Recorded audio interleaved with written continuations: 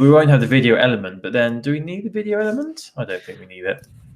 Yeah, it's something to think about anyway, isn't it? Hello and welcome to episode 259 of Heroes for Handheld. We were just there discussing whether in the future with this classic Podo, whether we keep streaming it as a video on YouTube or if we go back to just doing audio, because the method we currently use is going away later this year. If you have any strong feelings, you can tweet us at Handheld Podcast.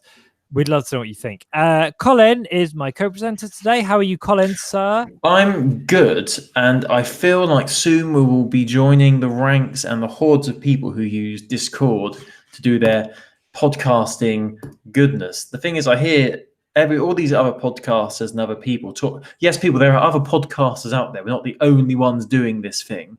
But Discord is something I always hear, but I've never actually really looked into it, but now it might be an avenue we have to go down. So if anyone's got any experience or previous knowledge of Discord, we'd love to hear from you. We'd love your help. Love your help on that. Anyway, hi Chris. Hi, you okay? How are you doing? What have you been playing this week? And I know what you've been playing because that's all we're going to talk about today. We normally talk about we always talk about handheld gaming, and boy oh boy, people. Let's get straight into this. Let's not even mess about where we're going head first, off the diving board, into the deep end. That's how we roll. A bit like Sum 41, the video for In Too Deep, where they dive into the pool and he's doing a guitar solo out of the water. It's going to be like that. We're going. And he trashes his own house party because nobody cares. Oh, so good. That's Fat Lip, isn't it? Yeah, it is. You fool. Anyway, right. So me and Chris and a lot of the mobile gaming community over the past week, well, not even past week, it's only just been the weekend, hasn't it? It feels like it's been part of my life for a long time already. It's so weird. So we are big fans of the game Pokemon Go, which came out in 2016 by the company Niantic. And you all know what Pokemon Go is. We talk about it enough. It was huge back when it first launched in 2016. The whole world went Pokemon crazy. It's still got a huge community, but it's not in the mainstream anymore. So people who aren't really into their gaming, they all say, oh, remember when Pokemon Go was a thing? Oh, it's gone. It's dead now, but it's not. Pokemon Go sort of thing. But for a long time, Niantic, our boys Niantic, have been working on. There's been rumors about this for years, and it was confirmed about late last year that there was a Harry Potter themed Pokemon Go style game in the works. And on Friday, well, actually, it launched on Thursday afternoon, I think, wasn't it? Because you messaged me to say it was available on Thursday, and you were right, and it was. And I think I'd seen someone on Twitter maybe posting about it because the official, they sort of shadow dropped it, to alleviate the stress on downloads and stuff. But it was the US and the UK, I think, that got it first. And Harry Potter Wizards Unite was launched. I downloaded it straight away. Chris did as well. We've been playing a lot of it. I gather Chris has been playing a lot of it as well over the past few days. So I think we've got to dedicate this podcast to Harry Potter Wizards Unite, which is all over. People are talking about on the mainstream news sites. People are talking about left, right, and centre. So where do we begin with Harry Potter Wizards Unite? So how do you want to play this, Chris? What do you want to talk about first? Because there's many different layers to talk about. Yeah, of this game. It's rare that we do a full podcast dedicated to just one game. I have put some talking points in the doc, Colin, if you want to take a wee look. How are you finding it so far? As a new experience, as something that we've both put in, like a couple of hours into at the most. How are you finding it to get into? I'm actually really, really into it. I've actually found it very, very addictive, and I'm surprised at how addictive it is. It's basically, when it comes down to it, the condensed version of my opinions of it is that it really is a reskinned Pokemon Go. But what I like is how every element of Pokemon Go, which they brought into this game, they've reskinned it and reworked it just enough that it feels different. But then when you get down to the nitty gritty and the functionality, you realize it is the same functionality. I mean, there's different things to talk about on this, but in terms of the game itself and where I'm at with it, I'm really enjoying it. I love all the layers of it. I've seen a few reviews on gaming websites and just people online. People are a bit snooty about it because they think it's a bit too convoluted and they've tried to put too much into it to make it to overcomplicate what is basically a very simple premise. But I'm all for that, and I like the extra layers of detail they've gone to. I mean, I know this is one of your talking points, actually. I think they've really done well to really get invested and properly do the world of Harry Potter and the lore of Harry Potter. And I really do appreciate the detail they've gone to in terms of, I mean, I'd say there's more of a story. There's not really a story such, but it feels like there's more of a world and a story to this game and the reason why the events are unfolding. And it seems to me like in the future when there's like I think Pokemon Go, they're called research tasks, but the different things you have to do, I feel we're going to get more bits and pieces of the story because it's a bit of a mystery at the moment. But I don't know if you've got to it where the characters have alluded to why they think the thing is happening. I mean, I think maybe should we go into a brief? I don't know. I'm asking you because you're like the teacher and you guide me, Chris. I think very briefly the story of the game is you're a wizard. You're part of SOS, which stands for the I can't remember the ins and outs of it. But you're basically like a group who've been assigned the task of returning these items, people, artifacts, good and bad, from the wizarding world that have been sent into the Muggle world, and you've got to try and keep the. I should know this because I'm a massive Harry Potter fan. I think it's the Secrets Act, something like that. The something of Secrecy Act, which is basically where Muggles are not supposed to know about the wizarding world, and it's kept a secret from them. So it's your task to return these things. They call it the Calamity, and they don't know why it's happened. Why all these? It's not just items. It's from the past and present. So your job is to return these items that appear in the world back into the wizarding world. And it's not only they're called foundables, there's confoundables which are protecting them. That's what you've got to get past, and then you can return them back to the wizarding world and you get XP and there's things like that, yada yada yada. So it's an interesting story, and as you level up and as you is it an interesting story? I mean, in terms of it's very basic, but what's really cool about it is that I don't know how far you've got into. I think you're about the same level as me, so you've probably seen the same sort of thing that I've done. But as you unlock different elements to it, because you've got a character, I can't remember her name off the top of my head. It's Nancy something. Who's sort Constance of like Pickering. That's it. Got the name completely wrong. Chris knows it. She's basically your guide and like explaining to you different elements of the game. Of course, Harry Potter turns up. So does Hermione Granger. They're giving you advice on things, but there's bits where their dialogue between each other and you appears as little text boxes on the screen. And there's one bit I saw where they were talking about why it's happened, and they're trying to figure out what's happened and why this calamity has happened, because it's one of the biggest mysteries in wizarding for a long time, basically. And they alluded to the fact that there could be someone responsible for it. They've got a suspect who they think could have caused it, and it's linked to this disappearances of these wizards years ago and the mystery that was never solved. So I do think in the future there's going to be more of a story element to it. With the in Pokemon Go, there was the special research task. You get to really rare Pokemon, and I feel there's going to be layers of story that are going to come into it where you're going to learn a bit more about this story that Niantic and they're trying to create from this Harry Potter world. I think they've got potential to make this story very interesting, in my opinion. At the moment, it's very basic. Wizarding items, you're sending back. That's basically what it is. But yeah, so basic story, that's what it is. But yeah, in terms of the game, really enjoying it. I like the world that you see when you open up the game. I like the different elements of it. Rather than Pokestops and gyms we get in Pokemon Go, we've got fortresses, which are the Harry Wizards Unites versions of gyms, fortresses. Get into those in a minute. You've got greenhouses, and you've got inns as well. And inns are where you replenish your spell energy, which I'll get into in a bit as well, because spell energy has annoyed me and it's annoyed a lot of people. And Niantic have already addressed this and sort of updated it. But yeah, I think I'm going off in random tangents here. So let's ring it all back to what I was saying and how I feel like Niantic have really, at the moment, they seem to have invested a lot of time into really making it feel like a Harry Potter game, and not just like, I mean, you do get the main characters from the main story, like Harry Potter, Hermione, and Ron and stuff like that. But I think they've potentially got the good building blocks to create an interesting story as well as fun gameplay, depending on where they go moving forward with the different research tasks and things like that. Anyway, Chris, I've talked for a bit.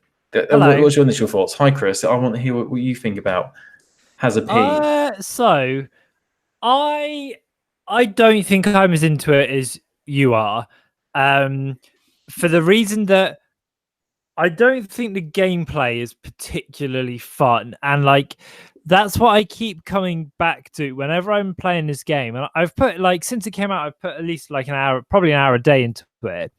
I feel like the story can be as good as it wants, but it won't matter if it's not actually a fun experience. And right now, I don't really feel like I am enjoying it that much. I think it's ambitious. Like, I think it's very ambitious, especially compared to, when Pokemon, it's annoying because we are going to keep comparing it to Pokemon Go, but I feel like that's the only thing you really can compare it to until the Minecraft game comes out later this year.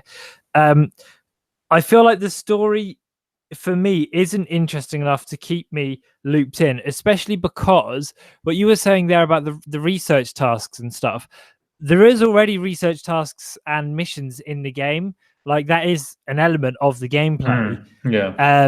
And they're not really very interesting. Like, I get, like, I want to like it, and I think the parts that I like are really cool. I think that the augmented reality is a lot better than it was than we've seen on any other title, really. The stuff when you have like a port key, which is like an egg from Pokemon Go, in a sense, that you hatch by attaching a key to it, then after a certain amount of kilometers, it opens up and you step into an augmented reality zone.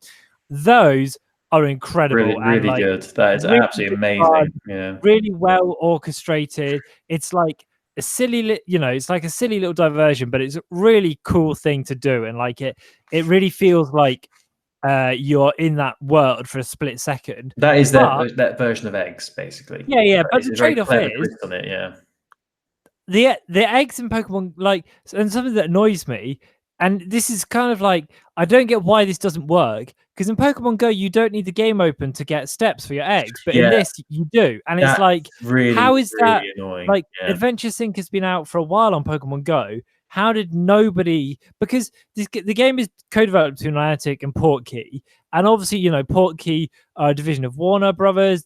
They are the more Harry Potter side of it, and Niantic have supplied the tech behind what is essentially reskinning like the engine of Pokemon Go. How is it that no one from Niantic was like, oh yeah, we should put that like Adventure thing in? Because maybe they couldn't put it in to start with, because that would have put too much stress on it. Maybe they were just trying to gauge. I don't know the ins and outs of it. I don't know whether they have to get approval to do that, because by adding that into the game, they have to sync it to your health data on the iPhone. Yeah, true. But like, I feel like they must, I don't know, and they must realize how popular these things are. And my other bone of contention with it is, I feel like the main appeal of Pokemon has always been trying to catch them all. It's like trying to scratch the itch, essentially, and like fill out the sheet.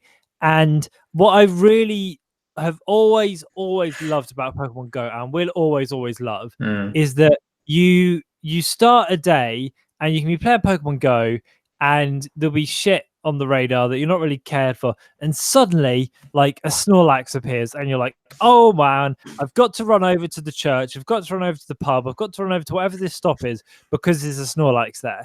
And I feel like this whole thing with Harry Potter, where you have, with Wizards Unite rather, well, Harry Potter Wizards Unite, where you have to catch or get these stickers by beating these confoundable things. And I realize that's not necessarily the main objective, but it is what you spend most of your time doing. I feel like they've tried to jam that in because that's what works on Pokemon. And I don't think it works on this, because you don't know what you're going up against until you click on an encounter. Plus, the energy mechanic is, frankly, like, is very disappointing. And also, like, I don't think there's enough difference. Like, you end up like, there's different like genres to the pages of the things you're trying to collect. So there's, you know, like Defense Against the Dark Arts, Hogwarts, Quidditch, whatever. But you don't know what it is you're going to be up against until you click on it. And it's like, Yeah. you know, there's a lot of things around. It's not like I've not seen that much repetition, but I have seen repetition, and I've not been playing that much. And it's like A lot of baby hippogriffs stuck in water. yeah, and it's just sort of, it's a funny one. And I feel like with the game, they've been very ambitious with, and I realize I'm blurting. I'll finish this and we'll have an actual conversation again. They've been very ambitious with all the systems that they put in place and all the different, like, you know, things you can be doing. Like you can level up your skills is in your profession. So if you're an aura, a magizoologist, or maybe a teacher, I can't remember what the other one is. No, it's aura, zoologist, and professor. Professor. Yeah. So I went for magic zoologist, so I get perks on some things, and that's quite fun. Plus, you can make potions. Plus, you can stir potions to get better effects. Plus, you've got an ingredients bag, and it's like there's so much going on, but I don't feel like any of it is necessarily fun enough to justify. What's that saying? Master of none, grind. sort of thing. Yeah, Jack of all trades, master of none. Yeah. And the most annoying thing is, and this is my last thing, is that when you're trying to defeat someone in wand combat with the gestures you have to do. So if you click on an encounter, it loads up like a little thing of like whatever you're trying to basically save. So like, you know, a hippogriff stuck in a whirlwind, or Hedwig, who somehow is still alive even though it's set after Hogwarts, but yes, whatever. But no, that's the thing. These foundables go through time, don't they? That's the thing on it. Young Ginny, young Ron Weasley, saved it from a spider. Like, but I don't know how you feel about this, but the wand thing is quite fiddly for something that you ideally are doing whilst moving from thing to thing to thing. I don't feel like it's like Pokeballs you can do on the go. I don't feel like this is necessarily that easily accessible if you're moving. You have to stop. I think it's difficult to do it on the go, as you say. It really is something you do need to stop and concentrate on, especially with the more elaborate shapes. I mean, the shapes of the spell you have to do, most of them follow the same. But when you get like the E or the swirly ones that like got circles in, it really is hard to do it. You have to do it right, otherwise you don't even get a chance to zap them, because it'll say spelling complete, and you have to do it again. So yeah, I do agree with that. Yeah, I mean, I do. I enjoy parts of it, but I feel like it's not nearly as finished as I would want it to be. And like my other good example of that is when you brew. I don't know if you've done much with potions, but you can brew potions that give you like a strength bonus. Yeah. Except the thing is, you brew a potion, it gives you a strength bonus. You use it, but then like it doesn't carry over to the next encounter. So if you use it and you get it on the first try, great. You've wasted that potion. Like it only took 2 hours to make. Like it's just a bit frustrating. I think that you've actually listed a lot of my gripes with it, but I actually really disagree with you. And you say like it's not a finished game. I think it's the other way. I think all these different elements they could have added them in slowly over time, but they've put it all in one big mass. And you've got a lot to learn in one go. There is so many elements to it. It's almost like they've learned from the mistakes of when Pokemon Go launched. We're going back to Pokemon Go launched back in 2016 when you couldn't load the game. There wasn't much to do. They made all these promises, but they didn't come till years later. It feels like they've learned from that and they've tried to shove everything in straight away. And a lot of it sticks, in my opinion. A fair bit of it doesn't. I mean, going back to what you said about gripes about it, I will agree. One of my main gripes is the fact there isn't an adventure sync on it. That is really frustrating. Like, it makes you realize, how did we cope without adventure sync back in the day? Like, there's some tasks, the daily tasks that you were saying, you have to walk like 0.25 km, and you could do that in like 2 seconds with adventure sync. But when you've got like, you have to open the app to do it, it takes a lot longer, and it's like, for God's sake. And it is interesting because a lot of the stuff that they added in over time for Pokemon Go is there already in Wizards Unite. The one big glaring omission is the adventure sync. So the only reason I can think, as I said earlier, is because that they couldn't do it straight away because it would put too much pressure on the servers, and maybe there's some issues with, I don't know, Apple and Android getting that link to the app linked to your fitness and your steps and stuff like that. I don't know, but I'm sure they'll add that in. at some point. They've got to, really. It'd be crazy if they don't. And I agree that it's very obvious they've tried to shoehorn in a version of the Pokedex by having this registry. And I do think the registry is a bit random and a bit unnecessary. Like, it does confuse me where you get, like, as you were saying, like, I don't know, Hedwig, and you can add Hedwig to the registry. Like, you tap on the picture and put her into your little notebook, and then you level up the different pages as well. And that's all a bit random. It's like, why are you leveling up the pages? It's all, I guess it encourages you to find different things. But another gripe, I'm going to get all my negatives now. That is something I love about Pokemon Go. I'm not saying loved, I still play Pokemon Go. When you open up the game, you're looking for Pokemon and they appear on the screen and you know what they are straight away. The fact that all you see in Wizards Unite is just a little symbol is sort of ruins the, you obviously have the mystery of not knowing what it is till you open it, but it's not as appealing as Pokemon Go. It doesn't make you think, oh yeah, I've got to go catch that, because you have no idea whether you're catching like something that's like a baby basilisk or a baby hippogriff, or you're facing, like, I don't know, Voldemort himself. You just don't know. So yeah, there are issues with it, but I think it's ambitious what they've tried to do. They've tried to make it more than just a Pokemon Go clone, in my opinion, because they've got all these different features, all this stuff that they own, Niantic, all their gameplay elements. They've tried to bring it all together and make it different enough so people don't say, oh, it's just a Pokemon Go reskin. Obviously, people are going to compare it. I think in large parts they do succeed, but it does feel like obviously there is a lot to it, and it will take a lot of time. But really, for me, I'm actually interested to learn more. Like, I really want to spend more time with it and get more invested in it and learn more. Spell energy, as you did allude to as well, is quite frustrating. I actually went to a local supermarket. I actually stopped down the baked beans aisle to fight in a fortress. It's like, oh my god, I'm in a fortress. And then as I was about to battle this Death Eater, I was about to finish him, I was about to destroy him, it said I'd run out of spell energy. I was like, are you actually effing kidding me? Like, so annoying. I know that people were complaining that because you get I don't know if we said, you get spell energy from inns, which are basically Pokestops. So you go into an inn, you see loads of dishes, you get like a cake, and it gives you energy, basically. And people were complaining that you don't get much energy by doing it. It takes a long time to do it. But they have actually increased the amount of spell energy you get from inns now. That has been addressed already, so that is good.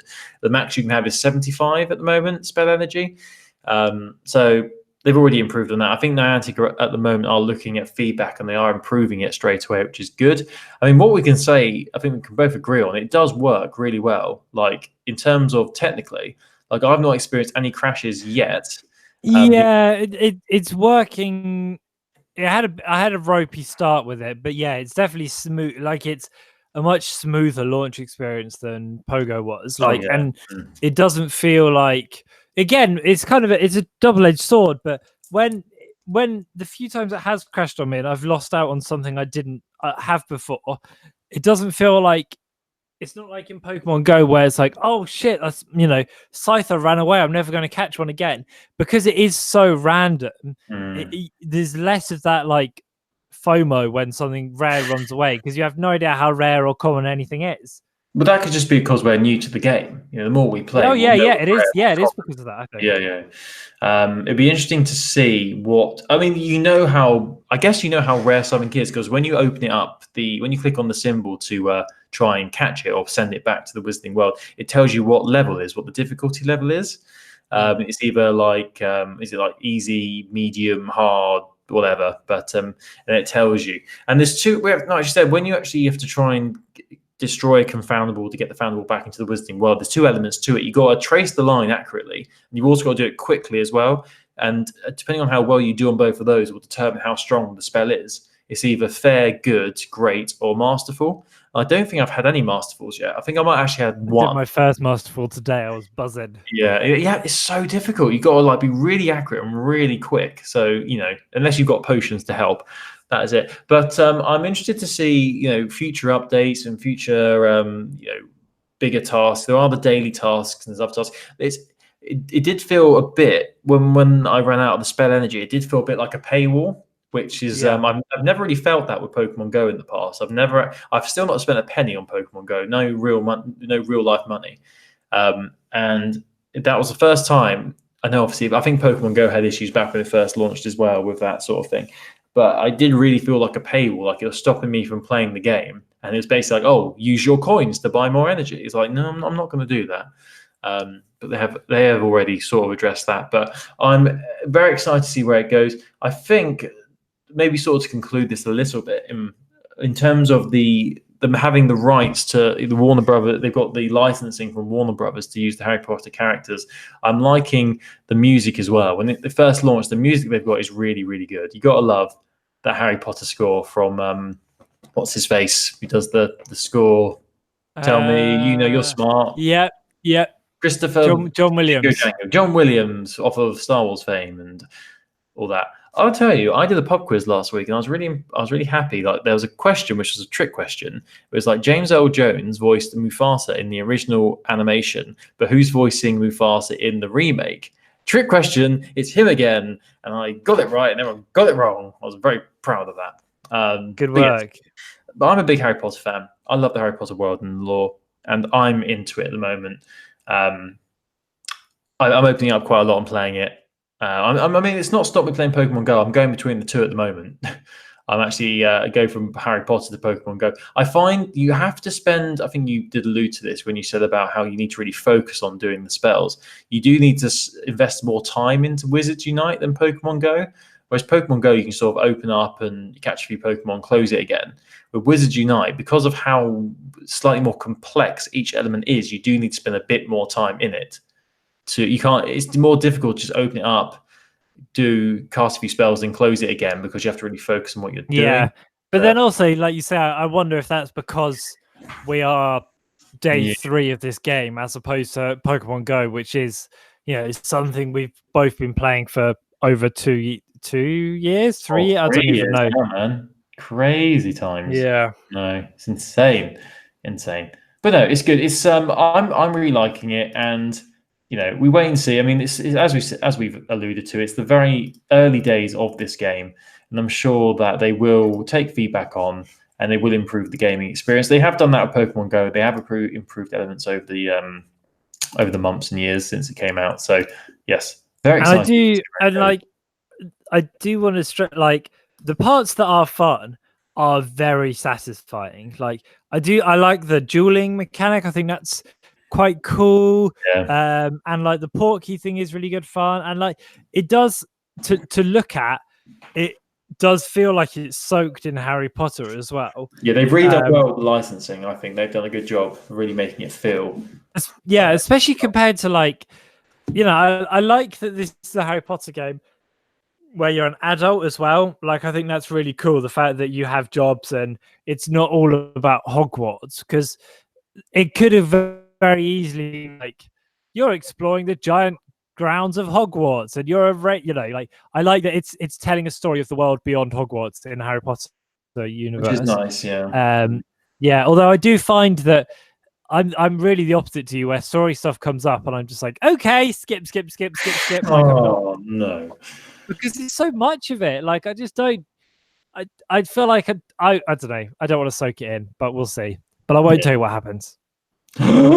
Spoilers. So yeah, I think we've talked about Pokemon Go. We spoke about Pokemon Go enough, but we've spoken about Wizards Unite quite a lot. So it'd be interesting to know what the dear listener thinks about it. If anyone out there has been playing it over the past few days, we will say, I think I don't know if you feel the same. There's not been, obviously there was an initial buzz when it was first released, but it hasn't been as big of a buzz for it as when Pokemon Go first launched. I've not seen hordes of people walking around playing it at the moment.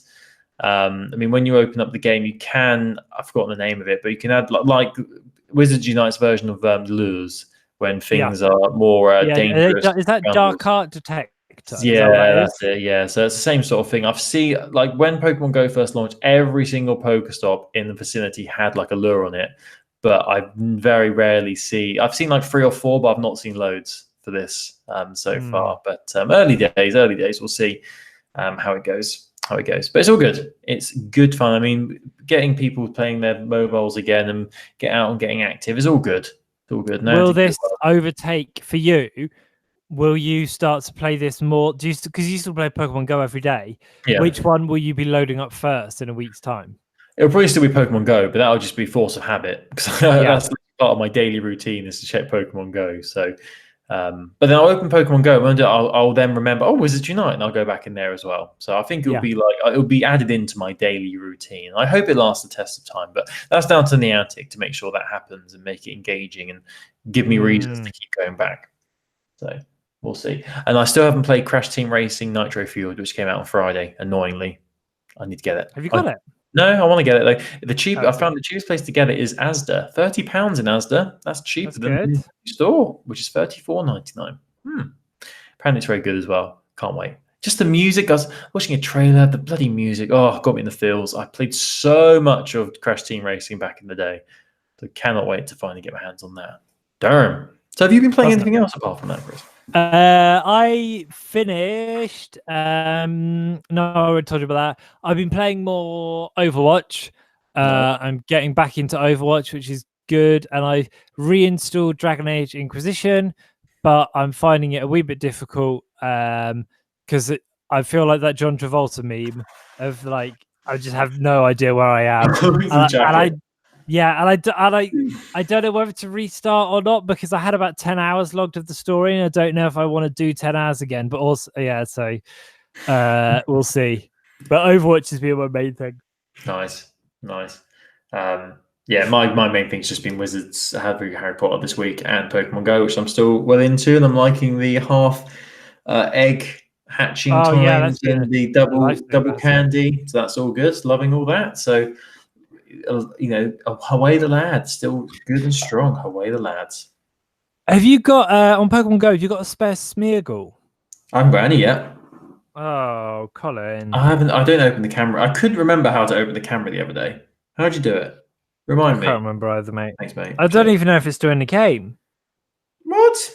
I think he is because he's still in the little picture when you load up the game. Surely they wouldn't lie to us. Yeah, it must be. Wouldn't lie to us, but that's one of the ones I need to get. I actually forgot about that.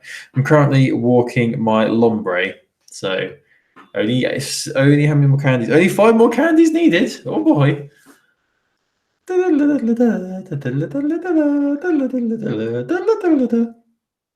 can't wait for the next wave of Pokemon to come out. I feel like we're so close to wrapping up this gen, which is mad. Because it's been such a slow-paced rollout.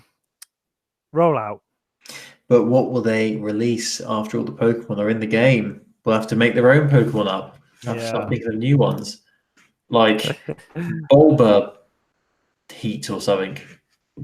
Crushed it. You should work for the Pokemon company. That's it. That's pretty much all they do. Anyway, so I think we should wrap up now. I think we've come in, we've conquered. It's time to go away, unless you want to talk about anything else gaming related. No, I think we are in the clear.